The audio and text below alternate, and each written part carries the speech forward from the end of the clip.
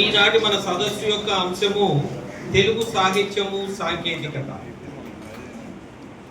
మనుషుల అలవాట్లు మరియు ఆలోచనలను సాహిత్యం ప్రభావితం చేయడంలో కీలక పాత్ర వహిస్తుందని చెప్పడంలో ఏ మాత్రము అతిశయోక్తి లేదు.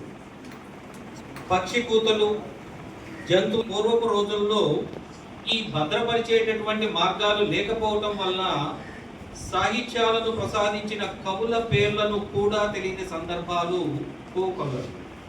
ఇటువంటి సాహిత్యాన్ని మరియు ఆ మహానుభావుల్ని రేపటి తరాలకి అందించడం మన బాధ్యత. దీనికి సారథే మన సాంకేతికత.